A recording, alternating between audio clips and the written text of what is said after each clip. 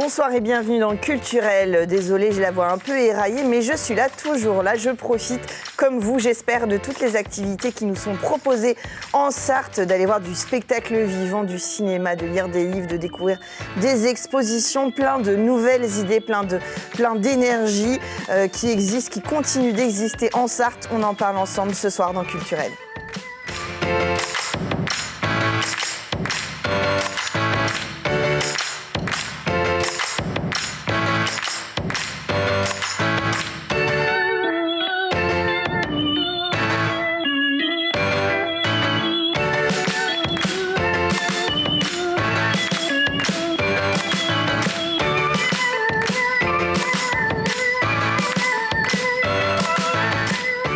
Et on commence avec les jeunes du Transfo, du tremplin Transfo, qui se passe à Ève, la scène universitaire. Je reçois Pierre Fayet, bonsoir. Bonsoir. Et Émeline Maigret, bonsoir. Bonsoir. Alors vous êtes tous les deux, vous êtes deux des organisateurs de cet événement, qui est le tremplin Transfo. L'association, elle est liée à la licence de gestion et développement des structures musicales, si je ne m'abuse, qui veut me présenter un petit peu pour redire aux téléspectateurs qui n'auraient pas suivi les saisons précédentes ce qu'est que le Transfo.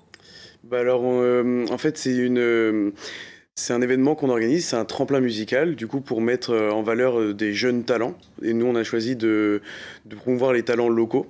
Donc, vraiment, c'est des gens qui viennent de vraiment pas loin.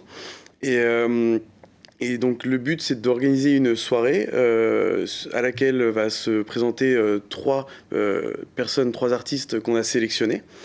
Et du coup, ils vont être jugés par trois jurys qui décideront, avec le public, qui a aussi sa voix à donner, de qui sera l'heureux élu.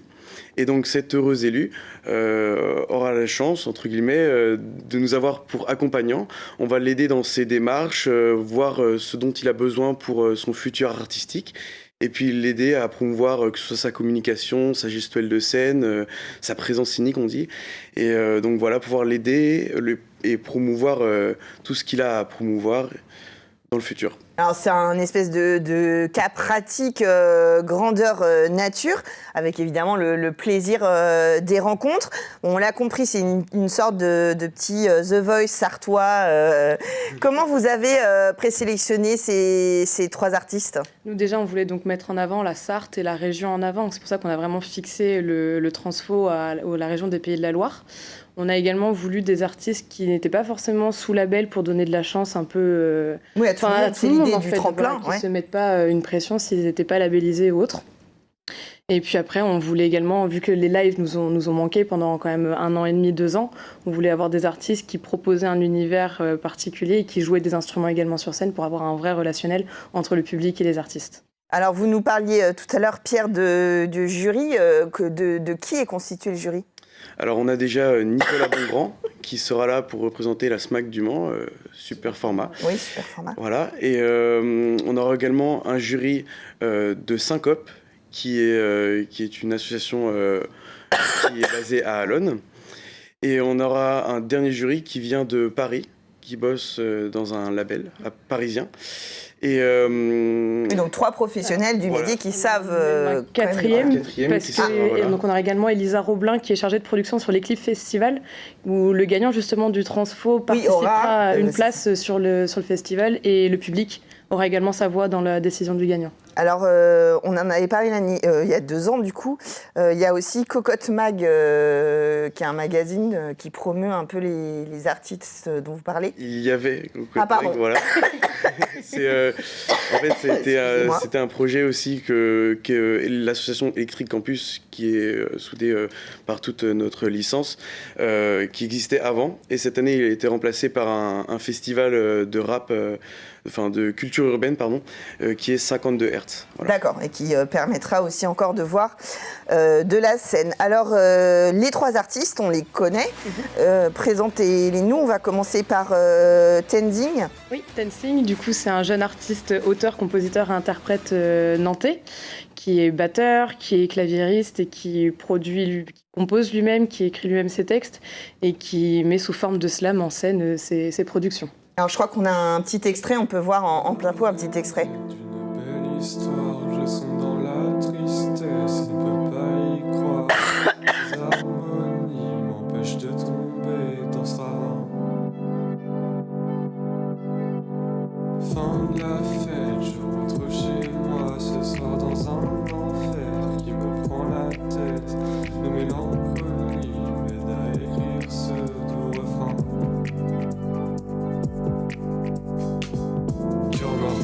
cœur noir, mon seul ennemi du désespoir. Cœur noir, un cœur de pierre du mal à croire. Cœur noir, une fleur est la seule qui m'inspire. Cœur noir. Donc un extrait de Cœur Noir, un clip qui vient de sortir justement. Alors comment on peut un peu définir? On est dans un univers un peu proche du slam, avec une musique électro un peu, je sais pas comment on dit, qui nous emmène un peu dans une sorte de transe, voilà, et des paroles. Comment vous avez, parce que forcément il y a aussi des goûts, comment dans l'équipe vous avez sélectionné ces personnes-là, en dehors des critères géographiques, etc. Ça a été, on s'est réunis du coup entre nous pour tout écouter d'une traite et vraiment avoir une vue d'ensemble de toutes les propositions qu'on avait. Et ça a été vraiment des débats, il y a eu des désaccords aussi. Ouais, c'est ça. Il y a eu des désaccords, hein, et puis voilà, on a argumenté sur et on a essayé aussi, tant bien que mal, de mettre un peu nos goûts vraiment forts de côté, même voilà. Oui, d'avoir une certaine objectivité sur l'idée de la scène qu'on peut se faire, du projet des artistes. Alors il y a Heidi qui est un peu plus comment dire, un peu plus, j'allais dire un peu plus habituel, non, c'est qui est inspiré aussi de nombreuses musiques du monde, on peut dire. C'est ça. Un peu indie. Un peu indie, soul, folk également. Elle est d'origine malgache, donc ça a beaucoup compté pour elle sur son écriture. Et toujours été inspirée par la guitare que son père lui a donnée. Donc depuis qu'elle est petite, sa pratique de l'instrument, elle a pu découvrir et étoffer sa passion. Et également, tout comme Tenzing, elle compose et elle écrit elle-même ses textes. Oui, alors c'est vrai qu'on lit dans sa biographie qu'elle est née dans un univers musical déjà très fort et puis qu'en gros elle est tombée dans la marmite et que depuis elle lâche plus sa guitare. C'est naturel quoi, chez elle, et puis aussi elle a c'est aussi un don, hein, la voix qu'elle a, ça s'apprend pas aussi. Hein, On va écouter un petit extrait. Used to call me on Sunday. I didn't know what to answer. Sometimes you looked the other way. You made me feel like a quitter. I thought that I knew what you really wanted. Pieces were sliding, getting closer. Maybe I was wrong from the beginning. Turned out to be someone better.